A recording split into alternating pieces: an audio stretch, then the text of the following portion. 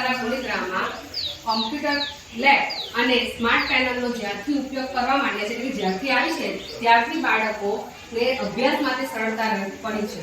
સૌપ્રથમ બાળકો કોમ્પ્યુટર કઈ રીતે સ્ટાર્ટ કરવું એ શીખ્યા. ત્યારબાદ કોમ્પ્યુટરના ડેસ્કટોપ પર જે આઇકોન આવે છે એ આઇકોન કયા કયા છે એના વિશે માહિતી પ્રાપ્ત કરે છે.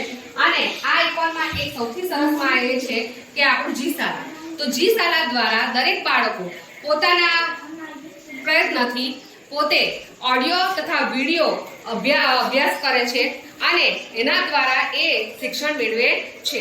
તો આના દ્વારા એ લોકો સરળતાથી વિવિધ પ્રકારના પ્રયોગો પણ જોઈ શકે છે તથા અંદર લેખિતમાં પણ કેટલીક માહિતી આપી છે તો એ વાંચીને પણ પોતે અર્થ ગ્રહણ કરે છે અને સરળતાથી અભ્યાસ કરે છે. આ ઉપરાંત યુટ્યુબ, ગૂગલનો ઉપયોગ કરીને વિવિધ શૈક્ષણિક સામગ્રી પણ લઈ શકે છે. નમસ્કાર. આજે 5મી સપ્ટેમ્બર હોવા નિમિત્તે હું શાળાનો મુખ્ય શિક્ષક બન્યો છું અને આ બધા અમારા શિક્ષકો કોમ્પ્યુટર પર બાળકોને શીખવે છે અને તમે જોઈ શકો છો કે જે શાળા ખોલીને બધા વિવિધ વિષયો શીખે છે અને આ રીતે દરરોજ કોમ્પ્યુટર શિક્ષણ આપવામાં આવે છે. તો અમે ખૂબ આનંદ મેળવીએ છે. મારું નામ વિવેક કુમાર સનાબા છે. પ્રાથમિક શાળા બોલીદા, તાલુકા નાંદોદ, જિલ્લો નર્મદા. નમસ્કાર. નમસ્તે બાળ દોસ્તો. તમે કોમ્પ્યુટર તો ખોલ્યું છે પરંતુ એની અંદર કઈ એપનો ઉપયોગ કરી રહ્યા છો? જી શાળા. ખૂબ સરસ.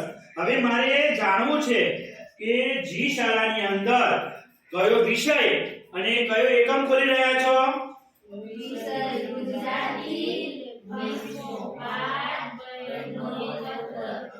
ખૂબ સરસ.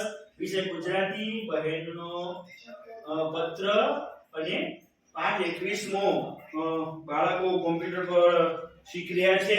આ ધોરણ 8 ની બાળાઓ ખૂબ સરસ રીતે કોમ્પ્યુટરમાં પોતાનો એકમ શીખી રહી છે અને હવે આ બાજુ કુમાર પણ ખૂબ સરસ રીતે બહેનનો પત્ર કોમ્પ્યુટર પર એકમ ખોલીને શીખી રહ્યા છે.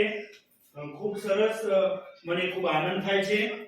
આજે મને થયું કે ધોરણ 8 ના વિષય શિક્ષક ખૂબ સરસ રીતે બાળકોને જુદા જુદા વિષયો ગુજરાતી, ગણિત, હિન્દી, અંગ્રેજી, સાહિત્ય, વિજ્ઞાન આ અલગ અલગ વિષયો શીખવે છે. તો આજે મને નિરીક્ષણ કરવાનું મન થયું તો મેં નિરીક્ષણ કરી અને ખૂબ આનંદ થયો અને તમામ વિષય શિક્ષક ખૂબ સારું શિક્ષણ કાર્ય કરાવે છે એનો ખરેખર હું આનંદ અનુભવું છું. એટલે મને થયું કે આજે એક નાનકડો એપિસોડ થઈ જાય. સેવાનું જરૂર કાર્યક્રમ હેઠળ લોક સેવા કરવાના હેતુથી બોલીના બાળકો કોમ્પ્યુટર શિક્ષણ પ્રાપ્ત કરે એવો ખૂબ શુભ આશયનો અમારો આ એપિસોડ. લાઈક કરો, શેર કરો, સબસ્ક્રાઇબ કરો અને બેલ આઇકન દબાવવાનું ભૂલશો નહીં. જય હિન્દ.